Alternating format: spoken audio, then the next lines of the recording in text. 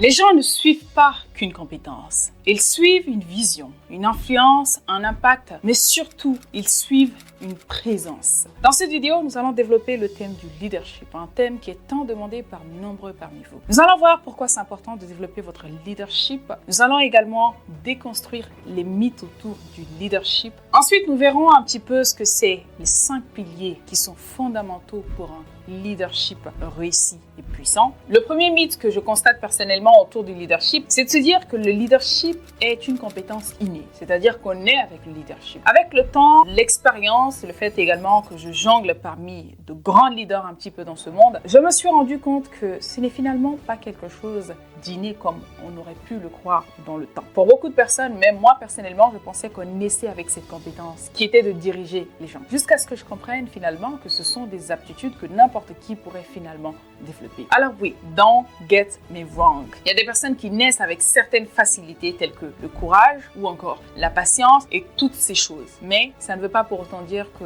la qualité indispensable que doit constituer un leader est forcément née avec. Il y a des personnes qui peuvent être douées et il y en a qui ont du mal à s'adapter à ces compétences de leadership. Et dans cette vidéo, c'est très important que je parle des 5 piliers de leadership. Et alors, je sais que vous êtes certainement plus ou moins d'accord avec moi de dire qu'une nation sans bon leadership est une nation qui vise une direction de ruine. Un pays sans bon leadership, c'est un pays qui va tout droit dans un mur. Donc c'est pourquoi c'est très important pour moi d'élaborer ou du moins d'introduire cette nouvelle thématique qui concerne le leadership. Voir comment est-ce qu'on peut développer des attitudes qu'il faut pour mieux asseoir ce leadership afin d'accompagner des personnes de génération en génération. Et je pense que notre génération a plus que besoin de cette compétence pour pouvoir asseoir son autorité, bienveillante bien évidemment, mais surtout faire la différence maintenant. Qu'est-ce que c'est véritablement le leadership ? Le leadership, ce n'est pas simplement savoir imposer son autorité, être une personne charismatique ou qui sait parler bien. Non, le leadership,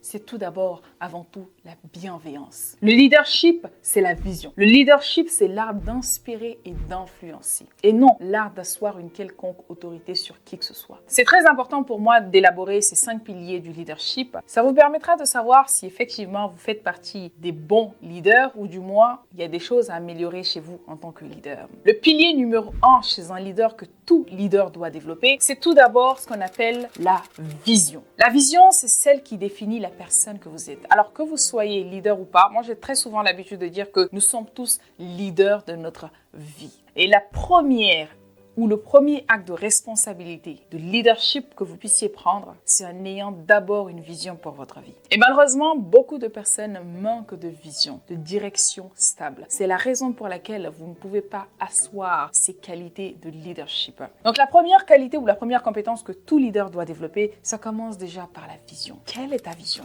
Quelle est ta mission? Quand on parle de vision, on parle de là où tu veux aller. On parle de là où tu veux diriger les gens. On parle de vers où tu veux aller. Dans quel but? Quelle est l'intention derrière? Oui, tu veux diriger les gens. C'est comme une voiture. J'aime bien donner cet exemple, parfois quand j'accompagne des gens, des leaders. J'aime bien souvent donner cet exemple en disant: quand vous êtes un leader, imaginez-vous comme si vous étiez un chauffeur, un conducteur de bus. Vous avez plein d'élèves qui vous suivent, que vous devez déposer certainement au cours de la rue. Parce que oui, sur un chemin de leader, ce ne sont pas tous ceux que vous prenez à la gare que vous allez forcément faire le chemin ensemble, voire les déposer à votre direction finale. Il y a des personnes qui vous quitteront dans le bus par moment avant. Il y a des personnes qui vous quitteront un peu avant la destination finale ou le terminus. Il y a des personnes qui vous quitteront dès le début. Donc, quand vous êtes un leader, vous devez toujours vous imaginer comme un conducteur de bus. Vous avez plein d'élèves qui vous suivent. L'importance d'avoir une vision, ça vous permet de savoir est-ce que vous conduisez pour conduire ou vous conduisez pour aller dans une destination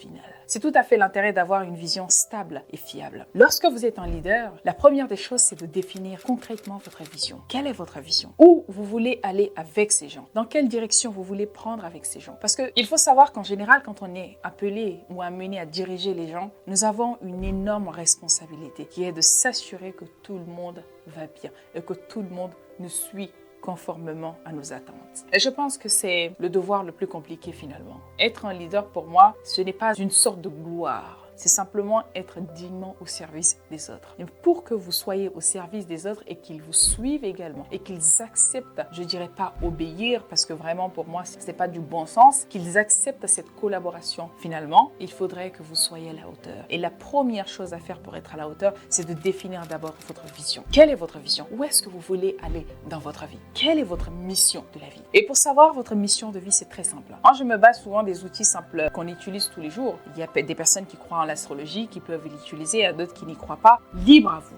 Mais apprenez à découvrir votre mission de vie. Et un outil très simple que moi j'utilise pour découvrir ma mission de vie, c'est de faire un calcul très simple sur mon acte de naissance. Jusqu'aux minutes de naissance, ça me permettra, à travers un outil que j'appelle le Human Design, ou parfois la numérologie. Passez votre temps ce soir à regarder un petit peu ce que c'est le Human Design. Faites des recherches. Le Human Design, c'est un outil qui vous permettra simplement de savoir quelle est votre mission de vie. Qu'est-ce que vous êtes censé faire? Dans quel métier vous vous sentirez au mieux? Dans quel métier vous allez mieux exceller? C'est très important d'apprendre à se connaître. Et je dis que la base pour tout un leader, c'est d'avoir l'apprentissage. Et le début d'une sagesse commence aussi par l'apprentissage à la connaissance de soi. Apprenez à vous connaître. Un leader qui se connaît n'aura pas de mal à diriger des milliers de personnes derrière. Pourquoi? Parce que quand vous vous connaissez, vous saurez vous diriger. Et quand vous savez vous diriger, vous saurez mieux diriger les autres. Donc la première étape, c'est d'établir votre mission de vie. Quelle est votre mission de vie? Dans quel couloir êtes-vous censé être? Moi, je sais par exemple, je suis une personne à multiples potentiels. De ce fait, je m'entoure des personnes qui sont géniales. Je m'entoure des personnes plus intelligentes que moi, des faiseurs. Je m'entoure des gens qui sont prêts à donner de l'action, qui prennent un projet de A à Z, qui prennent un projet du début à la fin. C'est ainsi que je pourrais m'en sortir afin de réussir, peu importe ma vision ou ma mission. Donc, c'est très important de vous connaître lorsque vous êtes un leader. Premièrement, je cherche à savoir ce que c'est ma mission. Deuxièmement, je découvre ma vision. Troisièmement, je cherche à définir l'impact que je veux avoir dans ce monde, dans la vie de chaque personne et pourquoi je voudrais avoir ces impacts. Le deuxième pilier du leadership que vous devez absolument avoir à partir de l'instant, ça concerne simplement la confiance. Ça, c'est une chose qui est très importante, je vous assure. Vous savez, avec l'expérience, je me rends compte que les gens ne vous suivent pas parce que vous savez beaucoup. Les gens ne vous suivent pas parce que vous leur donnez beaucoup. Les gens vous suivent parfois à cause ou grâce à la confiance que vous dégagez. Et cette confiance que vous dégagez, c'est comme une énergie qui est contagieuse finalement. Ça se ressent dans l'air. Lorsque vous voulez être un leader suivi, une personne respectée, une personne impactante, une personne qui apporte de la valeur ajoutée, une personne qui se fait écouter, qui se fait suivre surtout, vous devez imposer automatiquement ce qu'on appelle de l'assurance. Et pour avoir cette assurance, vous devez avoir tout d'abord ce qu'on appelle la confiance. Et cette confiance, elle est totalement différente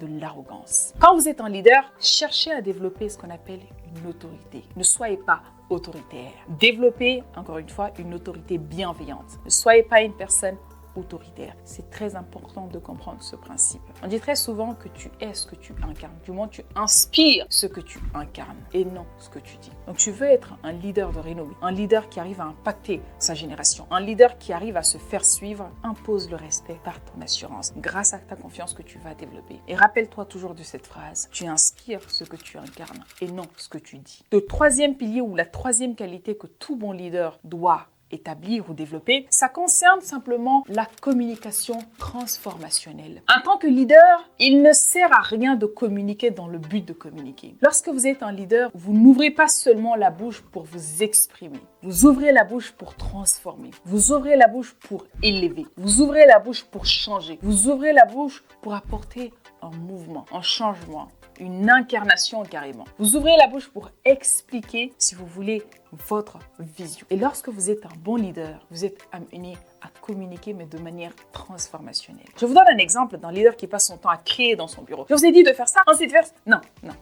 Un bon leader, ce n'est pas quelqu'un qui passe son temps à crier pour se faire entendre. Et d'ailleurs, pas besoin, je l'enseigne très souvent en prise de parole en public. Vous n'avez jamais besoin, surtout pas besoin, de crier pour vous imposer. Vous n'aviez pas besoin de crier pour vous faire écouter. Vous n'avez pas besoin de crier pour simplement marquer votre génération, marquer votre environnement. Vous aviez besoin de parler avec de l'autorité, de l'assurance, dans le respect bien évidemment. Donc lorsque vous voulez acquérir des bonnes qualités de leadership, apprenez à penser communication transformationnelle. Et ça, nous l'apprenons aujourd'hui dans mon programme d'accompagnement. On vous accompagne à avoir le langage qu'il faut en tant que leader, que ce soit parmi vos salariés ou même parmi vos partenaires pour asseoir cette autorité bienveillante surtout. Donc n'hésitez pas de cliquer le lien qui se trouve dans la description, faire votre inscription ou simplement de nous contacter au numéro qui s'affiche dans la description. Le quatrième niveau que vous devez absolument développer ou la quatrième bonne qualité que vous devez tous avoir en tant que leader, c'est simplement de développer ce qu'on appelle une intelligence émotionnelle. Qu'est-ce que c'est l'intelligence émotionnelle? L'intelligence émotionnelle, c'est la compréhension de votre émotion, la bonne gestion, l'anticipation sur vos émotions, la compréhension de vos émotions, mais surtout s'assurer en fait que vos émotions ne soient pas finalement le problème entre vous et les gens pour une bonne corrélation sociale. C'est la compréhension de vos émotions, mais c'est aussi surtout la compréhension de l'émotion d'autrui. Un bon leader, c'est celui qui arrive à anticiper l'émotion de l'autre. Un bon leader, c'est celui qui arrive à offrir par exemple des vacances ou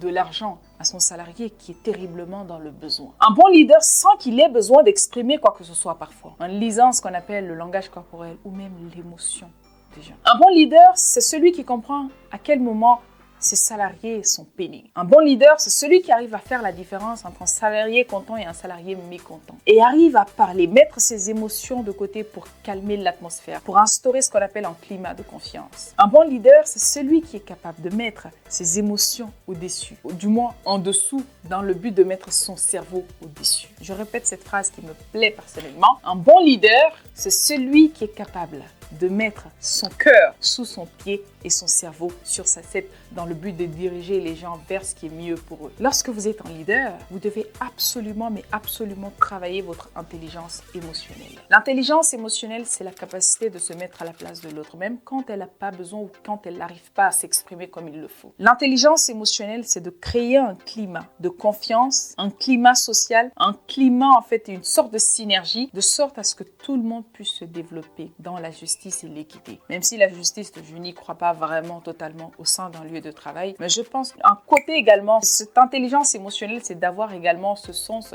finalement de l'équité dans un lieu de travail. Donc, on dit très souvent qu'un leader stable, c'est un repère pour son équipe. Donc, travaillez sur votre émotion. Équilibrez vos émotions. Gardez la patience. Ne prenez pas des décisions à la hâte. Assurez-vous, même lorsque vous êtes énervé contre votre salarié, contre la personne qui est dans votre équipe, contre les gens que vous êtes censé diriger, de prendre toujours un recul avec vos émotions. Je ne suis pas contente de leur réaction ou je suis mécontent de ce qu'ils ont eu à me faire, mais je prends de la distance avec mes émotions pour mieux m'expliquer. L'intelligence émotionnelle aussi, c'est la capacité de comprendre ce qui est mieux pour le groupe, qui pourtant peut te peiner. Tu décides de dompter ton ego au détriment de la bonne cohésion sociale finalement. Donc c'est très important de développer cet aspect de l'intelligence émotionnelle. Et d'ailleurs, si c'est un thème qui vous intéresse la prochaine fois, n'hésitez pas de me le faire savoir dans les commentaires. Ça serait plus qu'un plaisir pour moi de développer un petit peu et rentrer en profondeur sur l'importance de l'intelligence émotionnelle tout simplement. Et le 5e ou le 6e niveau finalement, et ça, c'est un point qui m'a été conseillé par un ami à moi qui est dans les affaires depuis des années. Il est très assis financièrement. Il a eu à gérer, des milliers et des milliers de personnes. Et il me dit un jour que un bon leader, c'est quelqu'un qui est capable d'accepter les moments les plus pénibles de sa vie. C'est-à-dire que plus tu es capable de supporter de la peine, de la douleur, plus tu es capable de résister du moins, plus tu auras de qualités, de développer en fait ces qualités finalement d'un bon leader. Quelles sont ces qualités finalement? Il m'a parlé de résilience, il m'a parlé également de la persévérance. Il me dit qu'un bon leader, c'est celui qui est capable de résister même quand ça ne va pas, de forcer un petit peu, de pousser le bouchon encore et encore, même lorsque ça lui arrange plus, même lorsqu'elle a plus de force, même lorsque ça ne va plus, même lorsqu'elle en a vraiment plus envie. Encore une fois, on revient à la notion de apprendre à se mettre au-dessus de vos émotions. Il m'a dit également que la deuxième plus grande qualité qu'un leader, tout leader doit développer, c'est vraiment la persévérance ou la résilience qui se rejoignent finalement. Donc c'est très important lorsque vous êtes un leader parce que finalement la réussite c'est quoi? La réussite c'est une accumulation d'échecs comme il le disait. C'est-à-dire qu'on passe d'échec à l'échec, à l'échec, à l'échec. Ensuite, de réussite. On est très content, on célèbre, bim, bim, bim, bim, bim, échec encore, échec, échec, ensuite réussite. Donc, lorsque vous comprendrez le cheminement de la réussite d'un bon leader ou de la réussite finalement d'une vision ou d'un projet ou d'une mission, vous comprendrez que la réussite, tout simplement, se résume à l'accumulation de l'échec en échec qui finalement nous permettra de donner ce qu'on veut finalement, qui est la réussite. Et pour atteindre cette montagne, comme le disait, il faudrait que vous grimpez les échelons. Parfois, vous allez trébucher. Pourquoi? Parce que les terrains sont très glissants. Vous allez glisser, vous allez essayer de tomber, vous allez refaire surface, vous allez remonter. Au moment d'atteindre le sommet, vous allez reglisser et tomber au deuxième niveau. Ensuite, vous allez revenir. Et ce qui fera de vous un excellent leader, c'est cette capacité d'aller encore et encore. Même quand vos employés se lâcheront, même quand personne ne vous fait confiance, même quand parfois vous doutez de votre propre vision. Parce que c'est très important pour moi d'insister sur ce fait. En leader, il arrivera des moments où votre vision que vous aviez n'est pas plus ou moins fonctionnelle à votre regard. C'est-à-dire que vous doutez de votre propre vision que vous aviez au départ. Vous dites oui, j'ai amené les gens à me suivre, mais est-ce que je suis même capable de supporter ce projet? Est-ce que je suis capable de mener ce projet à terme? Est-ce que je suis capable d'aller au fond? Est-ce que? Finalement, tu commences à douter de toi. Tu doutes de toi. Tu doutes de toi. Et l'ennemi numéro 1 de tout leader, c'est simplement le doute. Vous avez le droit de douter. Et vous devez appliquer ce qu'on appelle de la résilience. Allez encore et encore. Et l'ennemi du doute, c'est la résilience, c'est la persévérance, c'est la foi. L'ennemi du doute, c'est la foi. Ayez la foi, peu importe les circonstances. Alors ça, je ne veux pas savoir quelle est votre religion. Peu importe votre religion, vous avez certainement quelque chose en quoi vous croyez. C'est pour ça que lorsque vous êtes un leader, il est important aussi de développer sa spiritualité. En tout cas, c'est ce que je conseille beaucoup. Accrochez-vous à quelque chose en quoi vous croyez. Ayez foi, soyez enracinés dans votre croyance. Parce qu'il viendra des moments où vous allez avoir mal. Il viendra des moments où vous serez peiné. Il viendra des moments où ça va tirer à balles réelles, comme je le dis. Il viendra des moments où les employés les plus fidèles peuvent vous quitter. Et lorsque je faisais la peinture auprès du monsieur qui m'a appris à faire la peinture, je parle très souvent de lui parce que ce monsieur, c'est comme un ange envoyé de Dieu finalement pour moi. Il m'a appris beaucoup de choses de la vie. Il me disait ceci un jour, il dit: Fanta, il arrivera des moments où tu travailleras avec des personnes. Mais il le disait comme si c'était une prophétie. Il dit: il arrivera des moments où tu travailleras avec beaucoup de personnes. Mais lorsqu'arrivera ce moment, il faudrait que tu t'attendes à ce que beaucoup de personnes te lâchent également. Il faudrait que tu t'attendes à ce que ces personnes partent parfois aucune raison, valable du moins. Il faudrait aussi accepter que certaines personnes arrivent dans votre vie juste pour une question de temps. Il y en a qui arrivent dans ta vie pour réveiller des blessures d'enfance. Il y en a qui arrivent dans ta vie pour réveiller des choses. Il y en a qui arrivent dans ta vie pour te mettre en phase avec ce que tu fuis depuis toujours. Il y en a qui arrivent dans ta vie pour faire un petit bout de chemin. Et lorsqu'arrivera ce moment, il faudrait que tu apprennes à ouvrir la porte pour ceux qui veulent partir avec une grande bénédiction, sans pour autant avoir cette frustration dans le ventre. Lorsque tu te mettras en tête que les gens viendront et partiront toujours, tu seras toujours en paix avec toi-même. Et je pense que c'est l'une des plus grandes leçons que j'ai appris avec lui. Et depuis là, je m'attends en fait finalement à ce que tout se passe mal. Je ne suis pas pessimiste. Pour ceux qui me connaissent, je ne suis pas de nature une personne pessimiste, mais je suis très réaliste. Je suis optimiste, mais très réaliste aussi. Je m'attends à ce qu'un jour, la personne la plus fidèle à mes côtés me dise: Fanta, ça y est, j'en ai marre d'être avec toi, ou j'en ai marre de travailler avec toi, je me casse. Je m'attends à tout ceci. Et il me disait que c'était ça le leadership. Un leader s'attend à tout. En soi, ce n'est pas la trahison qui fait mal. Ce qui fait mal, c'est le fait de ne pas s'attendre à la trahison qui peine énormément, qui fait très mal. Donc la vie, que vous soyez un leader ou pas, soyez armés. Attendez-vous à tout moment. Attendez-vous que n'importe quelle personne vous quitte. Et je pense que depuis que moi personnellement, j'ai perdu mon père, je pense que je n'ai plus peur d'imaginer en fait finalement que n'importe qui pourrait partir, y compris moi-même, du jour au lendemain. Et je pense qu'en ayant ça dans la tête, j'anticipe beaucoup les douleurs. C'est pour ça que je dirais pas que je suis très résistante à la douleur, mais très peu de choses me choquent finalement. Ce n'est pas que j'ai pas d'empathie, je suis une personne très empathique et sensible, mais je me suis tellement entraînée à ne pas prendre les choses à cœur et laisser les gens venir et partir finalement dans ma vie, parce qu'il faut savoir qu'il y a des personnes qui arriveront dans votre vie et c'est simplement saisonnier. Les gens viendront dans votre vie, c'est saisonnier, ni plus ni moins. Ce n'est pas tous ceux que tu vas rencontrer dans ta vie qui vont faire le chemin avec toi. Et ce ne sont pas toutes des mauvaises personnes. Elles arrivent soit pour t'apprendre, pour te grandir, pour te conduire jusqu'à mi-chemin, mais jamais pour t'accompagner à destination. Et lorsque tu serais en phase et d'accord avec ce principe, je t'assure que tu auras beaucoup moins de problèmes à laisser les gens partir quand il faut. Donc un vrai leader, c'est une capacité également de laisser les gens partir quand il le faut. Et le sixième ou dernière qualité que tout bon leader doit développer, c'est l'honnêteté. Et ceci également a été apporté par un ami que je respecte beaucoup. Il me dit: Fanta, en leadership, même pas en leadership, dans les affaires en général, il faudrait plutôt que tu sois vu comme une personne honnête plutôt qu'une personne intelligente. Et j'ai trouvé que c'est l'un des conseils les plus sages qu'il m'a donné de toute mon existence. Il me dit: Fanta, lorsque tu es dans les affaires ou dans la vie courante de tous les jours, essaye toujours d'être vu comme une personne honnête. Surtout dans les affaires. Essaye d'être vu comme une personne honnête plutôt qu'une personne intelligente. Je lui ai posé naturellement la question: mais pourquoi est-ce que tu dis ça? C'est agréable de voir que nous sommes flattés pour notre intelligence. Ça fait plaisir à l'ego du moins. Il me dit: en effet. Mais le problème avec l'intelligence, c'est que finalement, ça conduit ce qu'on appelle à la cupidité. Et lorsque vous êtes cupide, vous tombez très facilement. J'ai longuement réfléchi à cette phrase. Au début, je n'étais pas d'accord. Mais à force de réfléchir, je vois quand même qu'il y a une grande part de vérité dans ce qu'il dit. Vous savez, parfois, les personnes les plus intelligentes sont celles qui font semblant d'être bêtes. lorsque vous êtes parmi les gens, et ça c'est un conseil, je sors un petit peu du contexte mais c'est très important de préciser cela, lorsque vous êtes une personne intelligente ou sage, il n'est pas nécessaire de vous afficher telle une personne intelligente. Parfois jouez le jeu de la naïveté jusqu'à ce que vous vous en sortez. Donc il me dit que lorsque vous êtes un bon leader et que vous voulez résister, vivre beaucoup plus longtemps dans ce rôle, vous avez intérêt, surtout dans les affaires, vous avez intérêt à être vu comme une personne honnête plutôt qu'une personne intelligente. Soyez intransigeant concernant vos valeurs et principes. Soyez honnête avec les gens, quitte à ce que ça déplaise, mais soyez honnête avec les gens. Vous savez quoi? La bonne nouvelle, c'est que les gens vont certes vous détester pour qui vous êtes, mais au moins, ils vous respecteront toujours.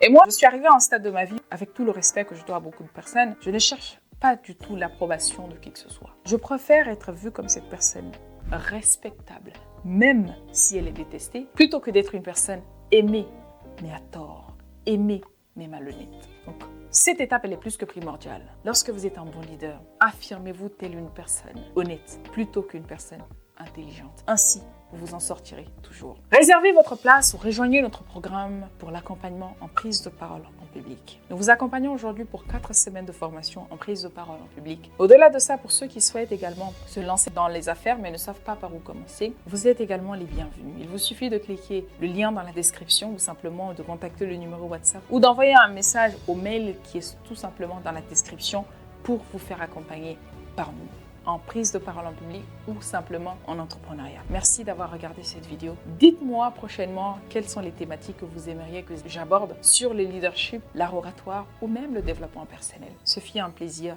de vous parler. À la prochaine. Ciao, ciao.